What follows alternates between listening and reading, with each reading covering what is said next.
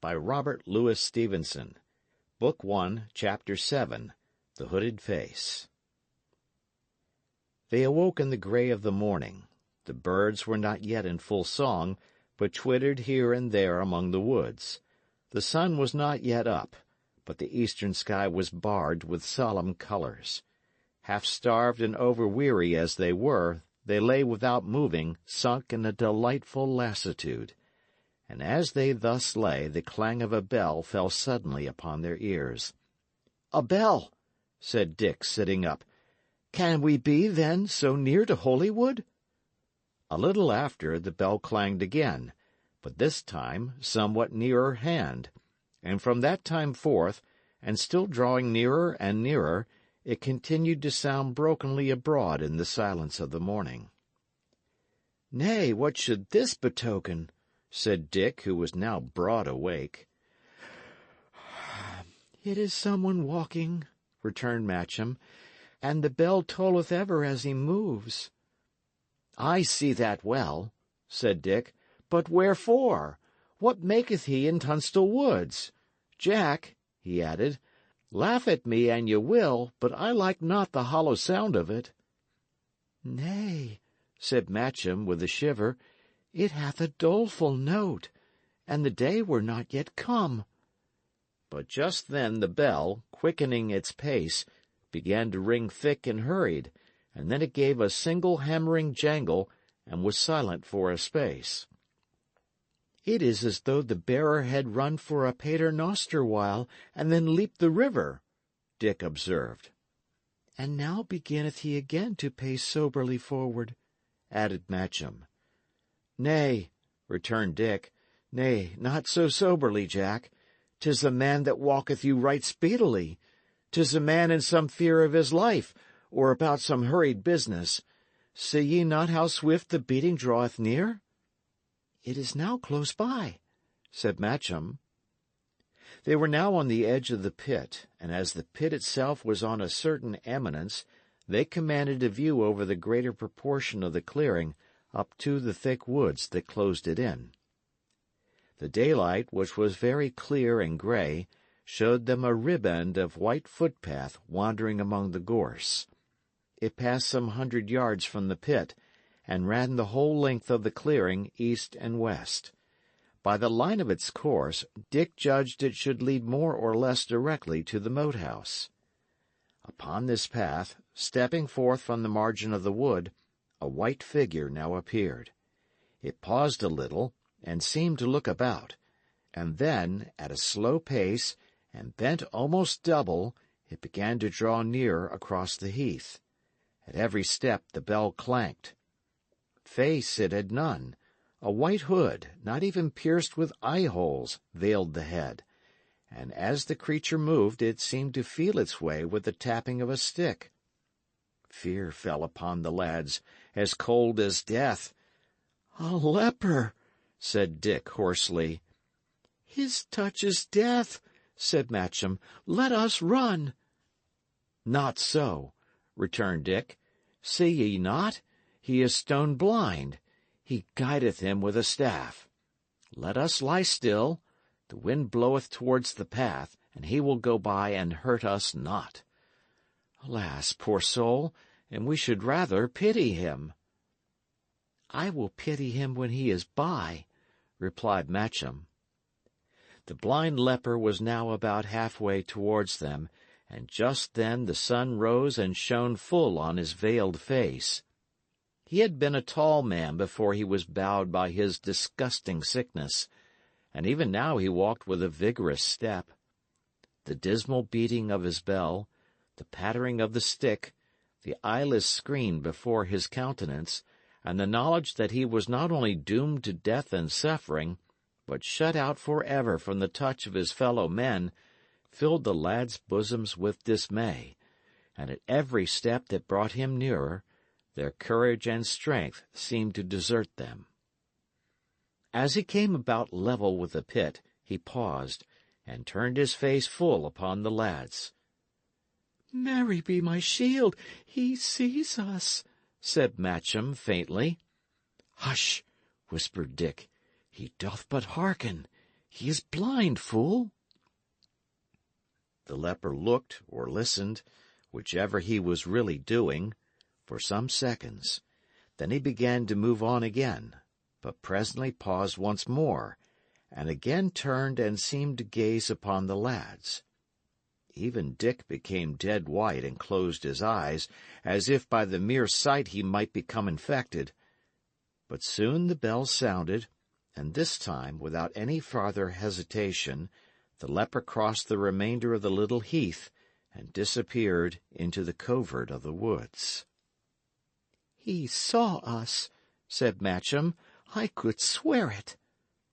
"Tut," returned Dick, recovering some sparks of courage. "He but heard us. He was in fear, poor soul. An ye were blind and walked in a perpetual night, ye would start yourself if ever a twig rustled or a bird cried, 'Peep!'" "Dick, good Dick, he saw us," repeated Matcham.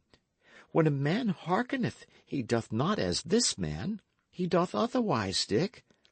This was seeing, it was not hearing. He means foully.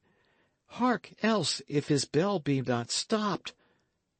Such was the case. The bell rang no longer. "Nay," said Dick, "I like that not. Nay," he cried again, "I like that little. What may this betoken? Let us go, by the mass." "He has gone east," added Matcham. "Good Dick, let us go westward straight. I shall not breathe till I have my back turned upon that leper." "Jack, ye are too cowardly," replied Dick. "We shall go fair for Holywood, or as fair at least as I can guide you, and that will be due north." They were afoot at once, passed the stream upon some stepping-stones, and began to mount on the other side, which was steeper, towards the margin of the wood. The ground became very uneven, full of knolls and hollows. Trees grew scattered or in clumps. It became difficult to choose a path, and the lads somewhat wandered. They were weary, besides, with yesterday's exertions and the lack of food, and they moved but heavily and dragged their feet among the sand. Presently, coming to the top of a knoll, they were aware of the leper some 100 feet in front of them, crossing the line of their march by a hollow. His bell was silent, his staff no longer tapped the ground, and he went before him with the swift and assured footsteps of a man who sees. Next moment he had disappeared into a little thicket. The lads at the first glimpse had crouched behind a tuft of gorse. There they lay, horror-struck. "Certain, he pursueth us," said Dick. "Certain. He held the clapper of his bell in one hand, saw ye, that it should not sound. Now may the saints aid and guide us, for I have no strength to combat pestilence." "What maketh he?" cried Matcham. "What doth he want? Who ever heard the like, that a leper out of mere malice should pursue unfortunates? Hath he not his bell to that very end, that people may avoid him? Dick, there is below this something deeper." "Nay, I care not," moaned Dick. "The strength is gone out of me. My legs are like water. The saints be mine assistants." "Would ye lie there idle?" cried Matcham. "Let us back into the open. We have the better chance. He cannot steal upon us unawares." "Not I," said Dick. "My time is come, and peradventure he may pass us by." "Bend me, then, your bow," cried the other. "What, will ye be a man?" Dick crossed himself. "Would ye have me shoot upon a leper?" he cried. "The hand would fail me. Nay, now," he added, "nay, now, let be. With sound men I will fight, but not with ghosts and lepers. Which this is I wot not. One or other, heaven be our protection." "Now," said Matcham, "if this be man's courage, what a poor thing is man! But sith he will do naught, let us lie close." Then came a single broken jangle on the bell. "He hath missed his hold upon the clapper," whispered Matcham. "Saints, how near he is!" But Dick answered never a word. His teeth were near chattering. Soon they saw a piece of the white robe between some bushes. Then the leper's head was thrust forth from behind a trunk, and he seemed narrowly to scan the neighborhood before he once again withdrew. To their stretched senses the whole bush appeared alive with rustlings and the creak of twigs, and they heard the beating of each other's heart. Suddenly, with a cry, the leper sprang into the open close by, and ran straight upon the lads. They, shrieking aloud, separated and began to run different ways. But their horrible enemy fastened upon Matcham, ran him swiftly down, and had him almost instantly a prisoner. The lad gave one scream that echoed high and far over the forest. He had one spasm of struggling, and then all his limbs relaxed, and he fell limp into his captor's arms. Dick heard the cry and turned. He saw Matcham fall, and on the instant his spirit and his strength revived. With a cry of pity and anger, he unslung and bent his arbalest. But ere he had time to shoot, the leper held up his hand. "Hold your shot, Dickon!" cried a familiar voice. "Hold your shot, mad wag! Know ye not a friend?" And then, laying down Matcham on the turf, he undid the hood from off his face and disclosed the features of Sir Daniel Brackley. "Sir Daniel!" cried Dick. "Ay, by the mass, Sir Daniel!" returned the knight. "Would ye shoot upon your guardian, rogue? But here is this—" And there he broke off, and pointing to Matcham, asked, "How call ye him, Dick?" "Nay," said Dick, "I call him Master Matcham. Know ye him not? He said ye knew him." "Ay," replied Sir Daniel, "I know the lad." And he chuckled. "But he has fainted, and by my sooth, he might have had less to faint for. Hey, Dick, did I put the fear of death upon you?" "Indeed, Sir Daniel, you did that," said Dick, and sighed again at the mere recollection. "Nay, sir, saving your respect, I had as lief have met the devil in person, and to speak truth, I am yet all a-quake. But what made ye, sir, in such a guise?" Sir Daniel's brow grew suddenly black with anger. "What made I?" he said. "Ye do well to mind me of it. What? I skulked for my poor life in my own wood of Tunstall, Dick. We were ill sped at the battle. We but got there to be swept among the rout. Where be all my good men at arms?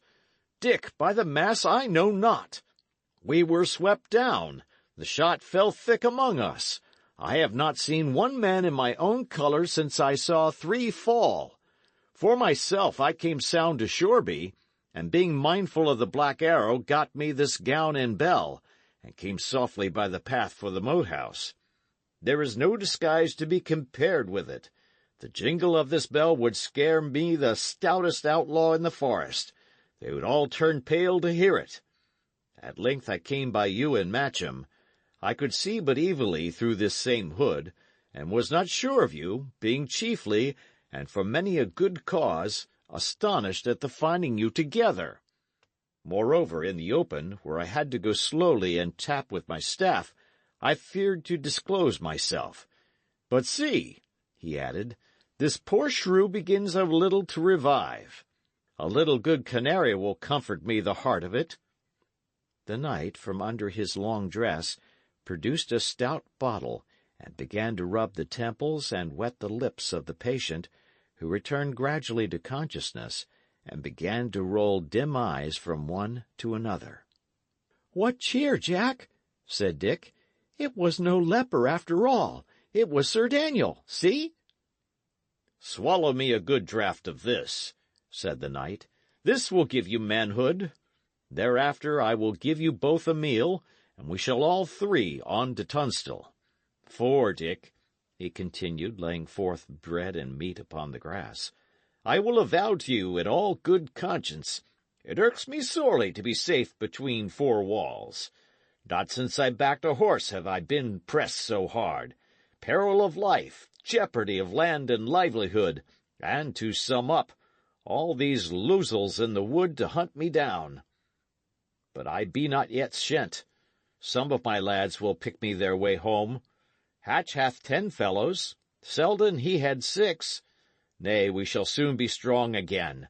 And if I can but buy my peace with my right fortunate and undeserving Lord of York, why, Dick, we'll be a man again and go a horseback.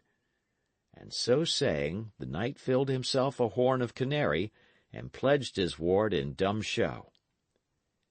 "Selden," Dick faltered, "Selden." And he paused again. Sir Daniel put down the wine untasted. "How?" he cried in a changed voice. "Selden? Speak, what of Selden?" Dick stammered forth the tale of the ambush and the massacre. The knight heard in silence, but as he listened his countenance became convulsed with rage and grief. "Now hear!" he cried. "On my right hand I swear to avenge it. If that I fail, if that I spill not 10 men's souls for each, may this hand wither from my body. I broke this Duckworth like a rush. I beggared him to his door. I burned the thatch above his head. I drove him from this country. And now cometh he back to beard me? Nay, but Duckworth, this time it shall go bitter hard." He was silent for some time, his face working. "Eat!" he cried suddenly. "And you here," he added to Matcham, "swear me an oath to follow straight to the Moat House." "I will pledge mine honour," replied Matcham. "What make I with your honour?" cried the knight. "Swear me upon your mother's welfare." Matcham gave the required oath, and Sir Daniel readjusted the hood over his face and prepared his bell and staff. To see him once more in that appalling travesty somewhat revived the horror of his 2 companions, but the knight was soon upon his feet. "Eat with dispatch," he said, "and follow me yarely to mine house." And with that he set forth again into the woods, and presently after the bell began to sound, numbering his steps, and the 2 lads sat by their untasted meal and heard it die slowly away uphill into the distance. "And so ye go to Tunstall?" Dick inquired. "Yea, verily," said Matcham, "when needs must. I am braver behind Sir Daniel's back than to his face." They ate hastily, and set forth along the path through the airy upper levels of the forest, where great beeches stood apart among green lawns, and the birds and squirrels made merry on the boughs. 2 hours later, they began to descend upon the other side, and already, among the tree-tops, saw before them the red walls and roofs of Tunstall House. "Here," said Matcham, pausing, "ye shall take your leave of your friend Jack, whom ye are to see no more. Come, Dick, forgive him what he did amiss, as he, for his part, cheerfully and lovingly forgiveth you." "And wherefore so?" asked Dick.